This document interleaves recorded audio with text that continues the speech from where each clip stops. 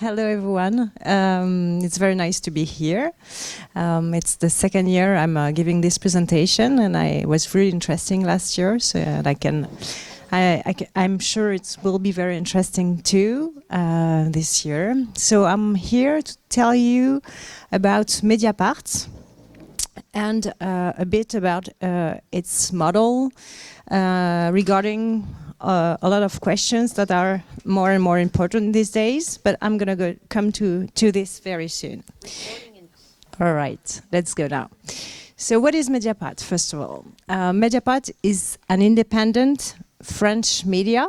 It's a media of investigation mostly, but it's also a daily paper with analysis and reporting. And it was created in 2008 by journalists. It's important to say that it was created by journalists because, as we will see again later, a lot of media nowadays are not owned by journalists, but are owned by billionaires or people with very, very different interests. And it's a very big democratic question. So this newspaper, Mediapart, was created by journalists who had been at Le Monde or Libération before. There are very famous French newspapers, daily newspapers. And they wanted to create something new, something that would only be online. And by that time was very rare because all of the information on the internet was for free. So they were like, no, we're going to do an online newspaper, so no print at all. It was pretty innovative at the moment. And we want it to be behind a paywall. So we think people are going to be okay to pay for news. A lot of experts said it would never work because everything was for free by that time. And the founders really, they thought it would work, even if it took 3 years to be beneficial. But they were really strongly believing that people would be keen on paying for news if that news was something you couldn't find anywhere else. And it's the case with hard investigation as we do. And it's also the case with a lot of different sites that we give on the news and on the world as it is. So nowadays, we are publishing 12 to 15 articles a day. We are still only online. And we have today about 250,000 subscribers, which makes us the third media newspaper in digital subscription in France, behind Le Monde and Le Figaro. So we're really happy with this number of subscribers because all of what we do is paid by subscribers. So it's something really different from anything you can find in France, but also in other countries. It's really, really rare to see a newspaper that is only being paid by subscribers. So this is Mediapart in a few words. We've published about 6,500 investigations for the past 18 years, almost 18 years. We have 3.5 million visitors per month, and we are a team of about 150 people now, half of them being journalists and half of them being non-journalists, product teams, marketing teams, etc., etc. But maybe you've heard about Mediapart lately, because, as you might know, former President Nicolas Sarkozy was sent to jail this week. And it's all based on a trial that is depending on a very hard investigation we've done for 14 years about a scandal of corruption. It's about Nicolas Sarkozy being recognized guilty by the court of having made a corruptive pact with Muammar Gaddafi to have money for his campaign for the presidential election. And it's a big story for us because it's 14 years of work, because it's also something people didn't believe, and it still is. I don't know if you've heard of it, but it still is something really challenging today, because I'm having a moment about this story because it's reveals a lot about the topics I'm going to tell you about regarding independent media, truth, democratic issues, etc. So this is a very, very big story for us. We've been working on it for a long time. We've tried to make it accessible to the most people possible, because it's a complicated story. And he was found guilty by the court, and he went to jail this week. He's probably not going to stay there for a long time, because he's already asked to be released, and he's asked for an appeal on this trial. But he's been condemned to 5 years of prison, which of course is a first for a presidential person in France. And I will tell you more about it as we go on, because it's a very representative of the issues that the media face nowadays, and regarding truth, opinions, and the very big importance of journalism and free journalism in democracy.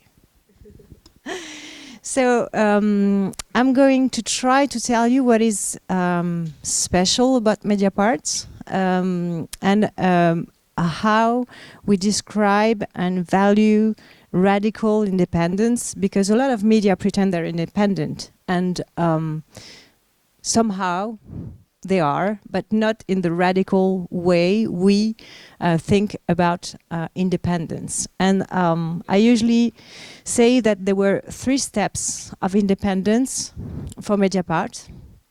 The first of them, I told you a little bit about it, but it was to choose to have a reader-funded model, which means all of the information, most of the information is behind a paywall, and it, from the very beginning and now again, it excluded all of the other sources of revenue that other media gets. We decided we didn't want any advertising, because we think if you rely on big companies to pay for, to pay for the salaries of your journalists, then you can put pressure on them if you don't want some stuff to come out. So we never wanted any advertisement, never had, never will. We will do everything we can so that we never have any advertisements. We also don't get public subsidies. In France, there are millions of euros given by the Ministry of Culture to help the media. Either it's because distributing the newspapers is getting more expensive, or it's to finance some new developments, etc., etc. And it's a lot of money every year that is being distributed to the papers and media that ask for them. So you just have to fill out some forms, etc., explain why you need money, and you will probably get some money. And we never wanted to get that money, because if we would ask, we would have it. We don't want it, because how are we going to investigate on ministries or politicians when we depend on the money that the state is going to give us? So we never wanted that, but most of the media in France, they get subsidies from the state. We don't have remunerated shareholders. We never did. And that's something very uncommon, because most of the media are owned by private investors that want money out of their investments, of course. And in Mediapart, first of all, it was a classic company, but all of the people that were on the board were not remunerated, and they had no financial interest in the results of Mediapart. It makes a huge difference when you don't have people putting pressure to get some results, putting some pressure on what kind of information you should do to earn money. And it gives a lot of freedom and a lot of independence to the journalists to have no remunerated shareholders. And also another thing that most of media have now, because most of the media, private media in France, are not beneficial. They lose a lot of money. So of course they're looking for money. And a lot of them have made some agreements with the platforms, with Google, for example, or Meta. And it's making them dependent on the money, because if you need that money to pay for the salaries of your journalists, of course, it's something that will be a trap for your independence, editorial independence. And also nowadays they make agreements, some of them make agreements with AI companies to train their model. And it's also something we think is dangerous. First of all, for the value of the information, and second of all, because it makes you dependent on those subsidies. In France, Le Monde signed a few agreements of that kind. They never said how much money it was, but it's obviously several millions of euros. But what's going to happen when those millions will not come in anymore, because the platforms or the AI company won't need you anymore?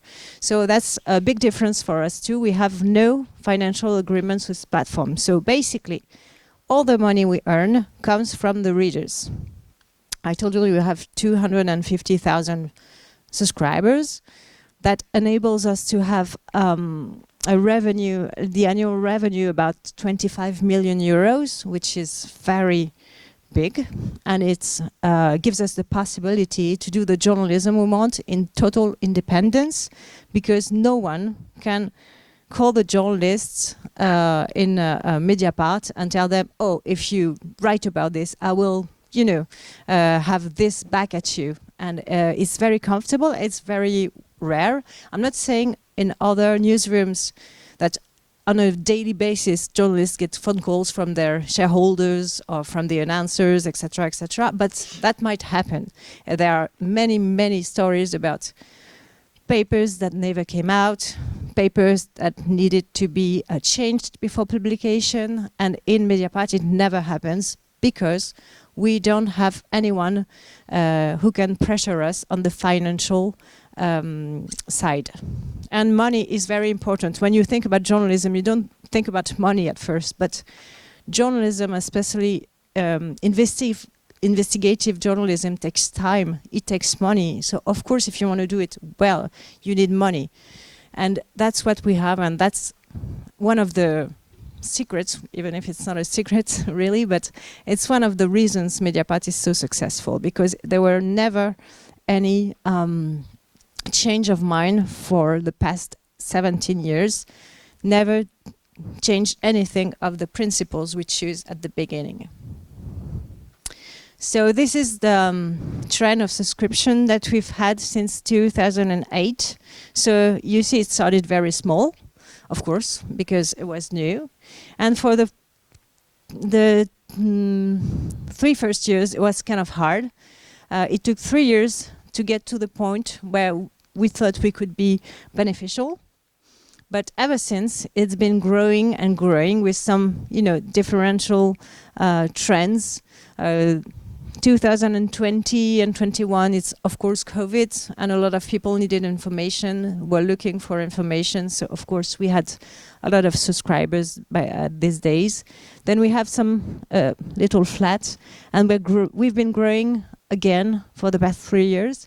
And this is the numbers for 2024, but we're about 250,000 now. So it's still growing, which means we hope that the journalism we do is interesting to people, and they find something that they want to read or maybe need to read to understand the world. This is the sales revenue from 2008 until 2024. Once again, it's been growing in the same kind of trend as the subscribers number, of course, because that's they are the one paying us. And so we've, you know, this year in 2025, we should reach, I think, 27 million euros when we were at 25 million euros last year. So we're still growing, which is good. And as I said, it's good to earn money, not because we can give money back to the shareholders, but because we can invest in journalism again and again. It's very precious for us because we can hire new journalists. We can have big reports in foreign countries. We can, do some developments on our website, application, etc., etc. So that's why we want to earn money. No one is getting richer when we earn some money. We have some very strict salaries basis. The highest salary is only 3 times more than the lowest salary. And we don't give raises. It's only like collective raises that we do. So when we say we earn some money and we're really happy, it's only because we can invest more in journalism and keep growing. And we hope keep, sending the messages we want to send to the people. The second step of independence, I told you, first step is financial independence. The second one is something a bit non-classic as well.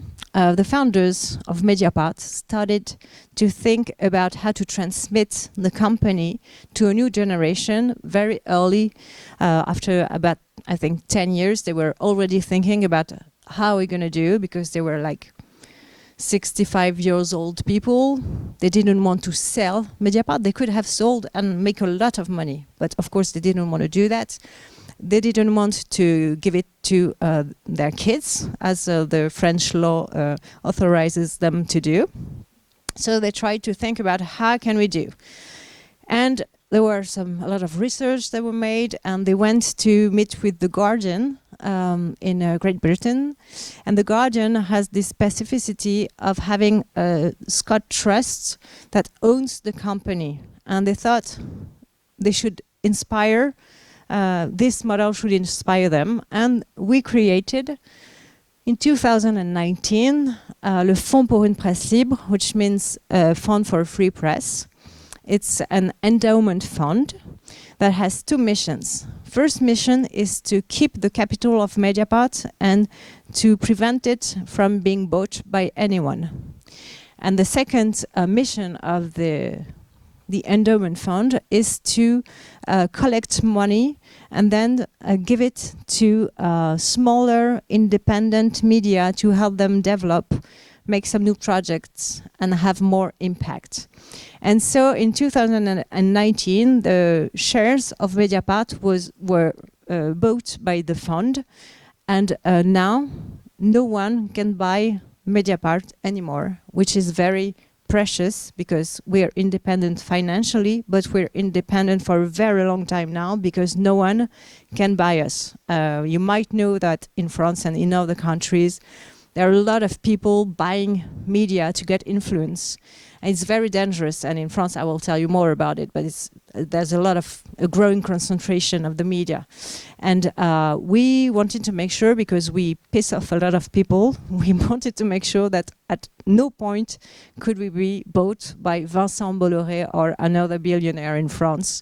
And so it's the case now with inventing this model. It's a model that is not very common in France in general, and very, very rare for the media.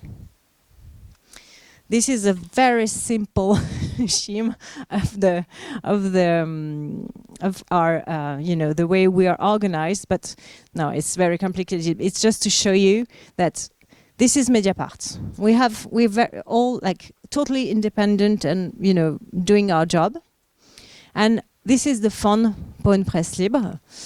The Fonds pour une presse libre, most of its time is used collecting donation from the people. In France, you can have tax deduction if you give money for some general interest NGOs, etc. And this is the case for Fonds pour une presse libre. And giving back to projects that are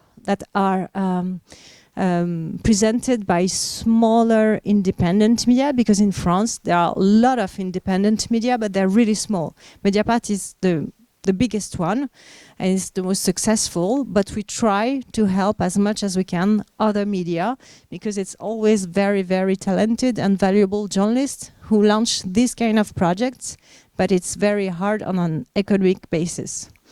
And so for the past 5 years, Fonds pour une Presse Libre has helped 42 media and has given over €1 million to those media to help them grow.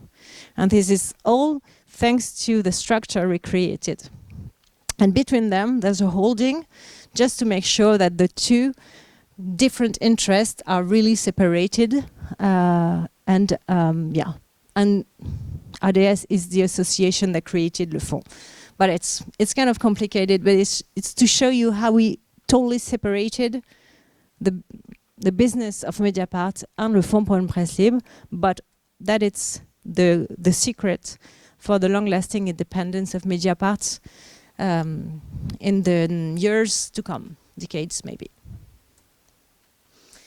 Also, another thing, I told you that those 4 people are the founders of Mediapart. And they started thinking very, very early about transmitting Mediapart. And last year, or 2 years ago, last year, we finished the transmission. And now Mediapart is being led by the 4 women you see on the right. I'm one of them. The other one is the president, Karine Fouteau. She's the new president after Edoui Plenel, who's very famous journalist and is the most popular founder of Mediapart.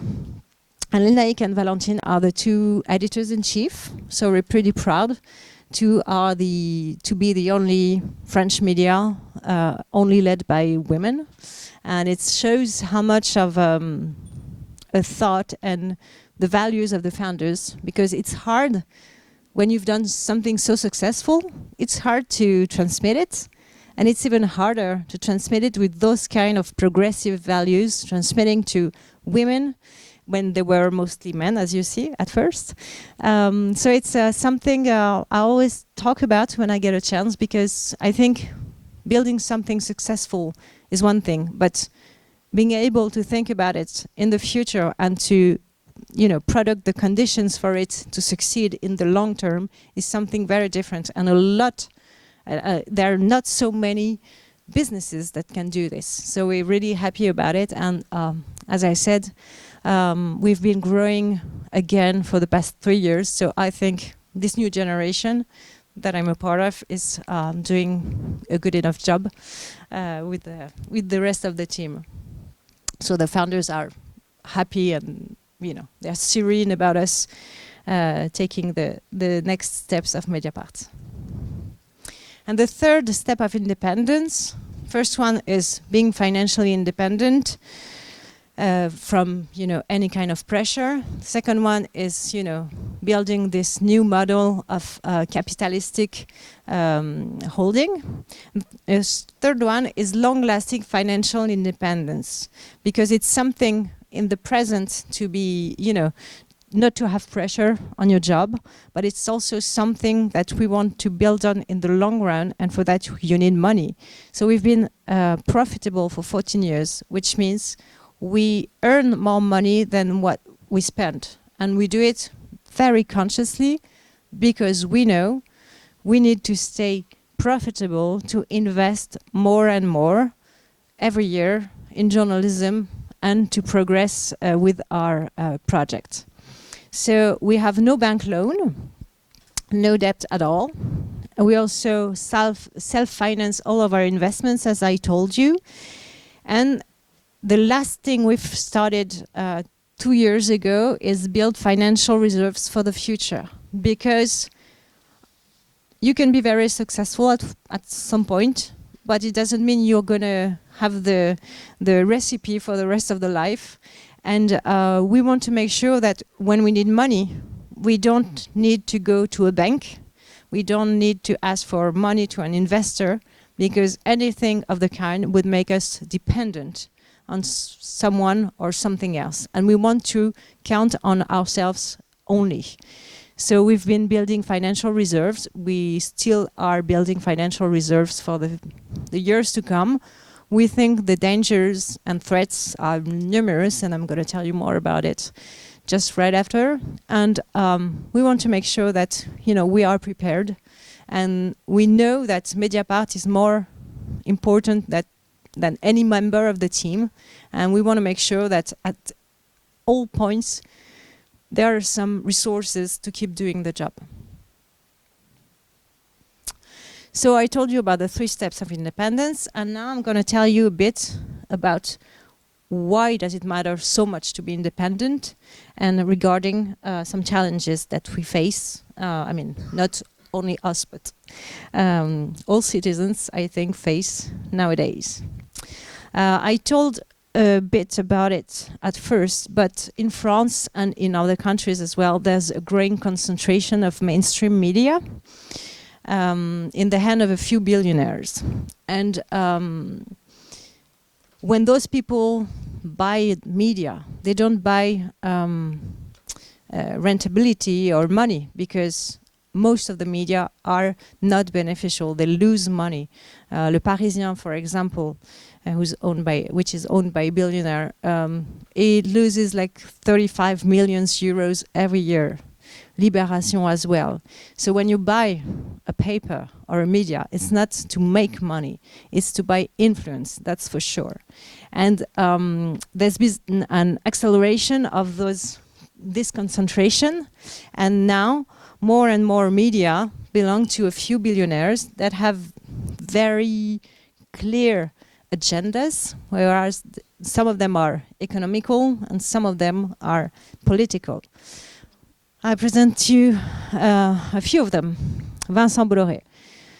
He owns all of those media, and he's been, I mean, I think journalists in France have been a little bit blind about it, because he's been buying this from the past 10 to 15 years, slowly, discreetly, and he has a very clear political agenda.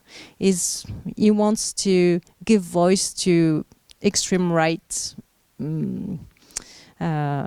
ideas, if there can be called ideas, and it's built a very, very powerful media group now. CNews is a what's called chaîne d'information. It's not even a chaîne d'information. It's a you know, news channel where there's a non-stop news channel, and it's very bad TV. I mean, it's become the most regarded TV channel in France those past few months. So many people watch this television all the time. And it's the same with Europe 1. It's a very, very famous French radio, and it's all changed. The editorial line has changed. Same thing with the Journal du Dimanche, which is a weekly newspaper.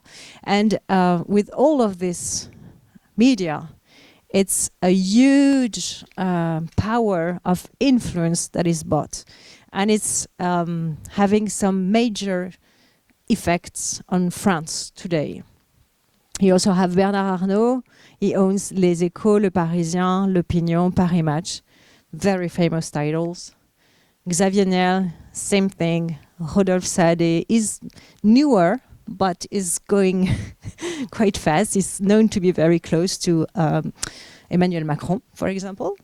So all those people, they buy all of the media to make sure that the way they see society is, you know, in everyone's head.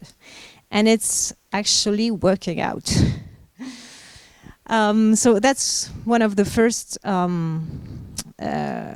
problems that we face now, because I told you Mediapart is independent, but there are only a few media that can, you know, claim independence and that can actually write about facts and not opinions.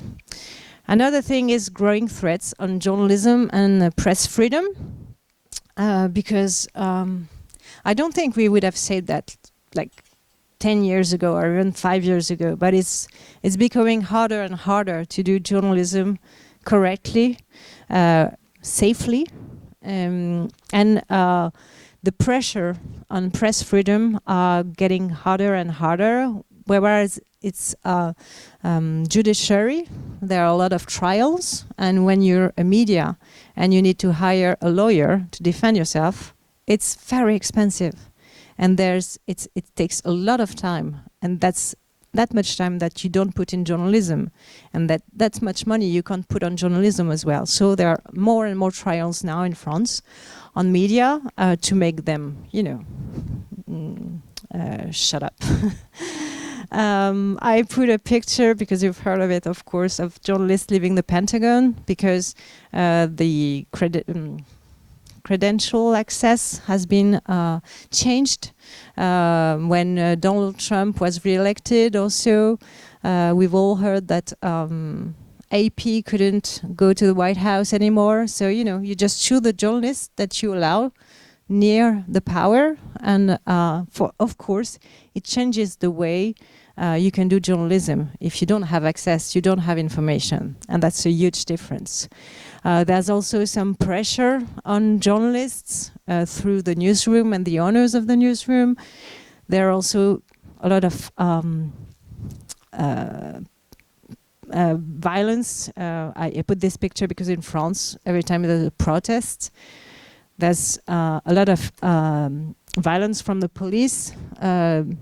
Police trying to push away the journalists. Police even, you know, hitting the journalists. So it's getting harder just to report what's going on, and it's the very goal of journalism to just report on what's going on. So, and all of the reports that you can read about freedom of the press are very worried about the way it's going. Clearly, yeah, thanks. It's getting harder and harder to do free journalism, and most of the countries, even in France, it's going back and back. That's very challenging and worrying, because how do you explain a world that is getting more and more complex if you can't just give information and, you know, report, analyze, if you don't have access, if you don't have money to do it? So it's getting more and more difficult to do good journalism in France and elsewhere as well. Of course, there's also everything about, you know, the platforms and social media and AI.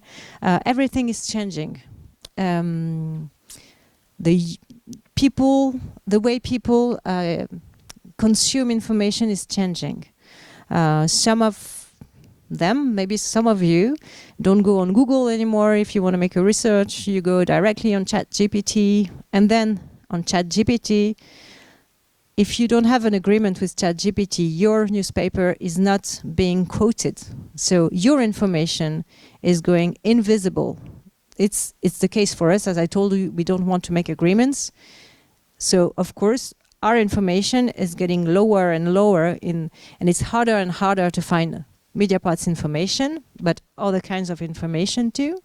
The platforms are, you know, very, like, it's an old picture that we made in Mediapart when Donald Trump was re-elected, because now he's not friends with Musk anymore. But economical concerns meet political concerns at the moment, and this, the gathering of those two big influences changes the whole way information is accessible and is distributed in the world and in France. And on social media, information is more and more invisible. Meta was the first to cut down information from its tools, but it's going the same with X. We've left X a year and a half ago, I think, because we thought nothing good was anymore going on X. And you know, that changes the way people get information. So Mediapart, one of our strengths, is to have a direct contact with our audience. But if you don't have this, your information is going invisible. And people are more exposed to opinions, to fake news, than they are exposed to real truth and facts. And that's, of course, very challenging for the media in general, and for democracy in general as well. And that's why I want to go back to the first thing I showed you about Sarkozy's trial, because justice said he was guilty of a corruption pact and condemned to go to jail for 5 years. But everything you could hear on television and on the radio, he was unfairly treated by the justice, that justice was political, that Mediapart had done a personal case out of Sarkozy and had worked on fake documents. And that's what most of the people in France hear about this story.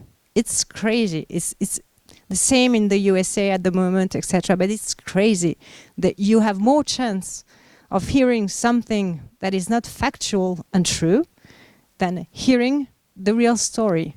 And that's, for us, of course, having Sarkozy convicted was a satisfaction, because our job was helpful, and there were some impacts, because what he did is very, very, very bad. But at the same time, we really realized at that moment how little we were, because we're pretty, I don't know, famous and we have impacts, etc., etc. But like, our audience is so much smaller than the audience of CNews, of Europe 1.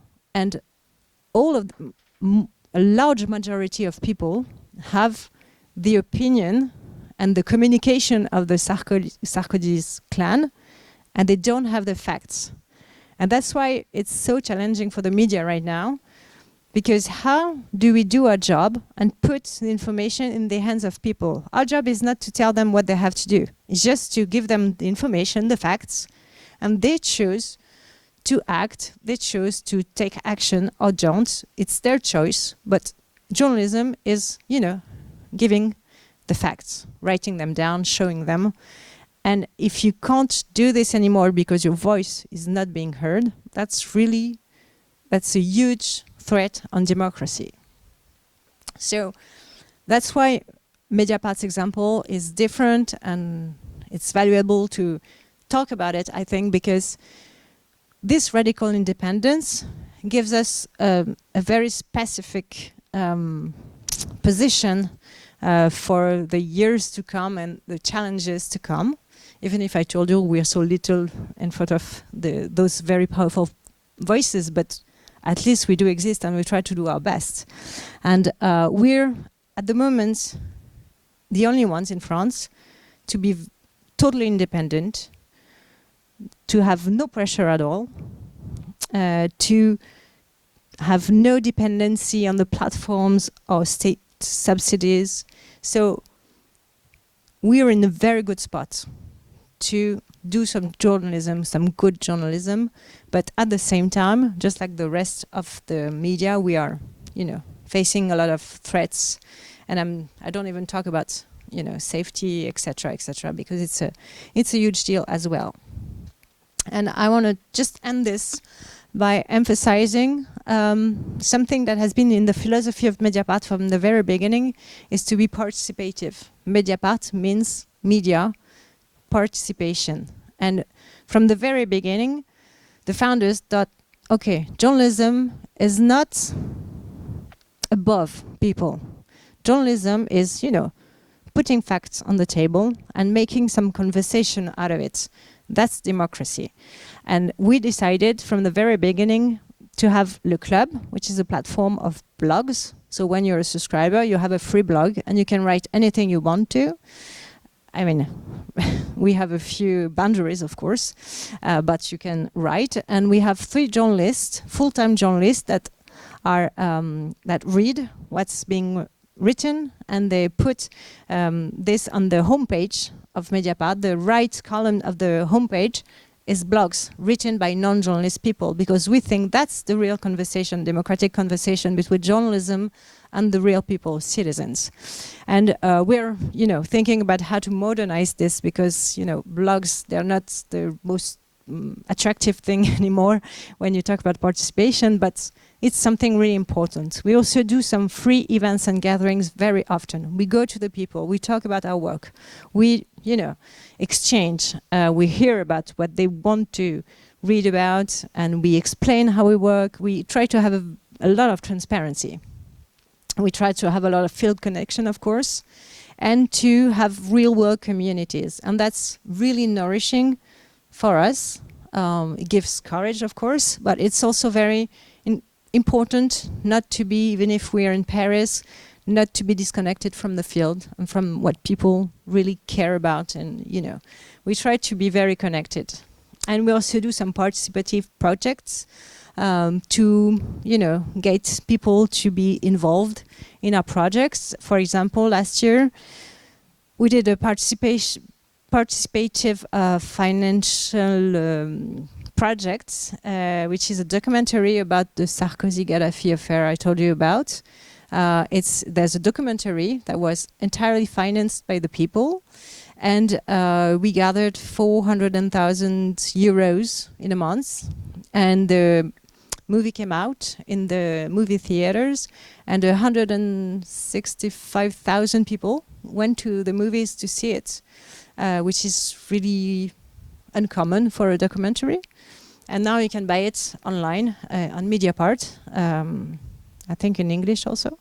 And that's how, and it was a surprise, because we didn't think people would be so interested in the story, but they were. And that shows us that, we should keep doing what we're doing, because people are even if a lot of people are not in our scope, but people are interested in facts. They want justice, they have values, they want to know the truth, especially the truth that are being hidden by powerful people. And that's really our motivational, our motivation to keep on doing what we're doing. And I think it's the end of my presentation. Yeah. So I think, thank you.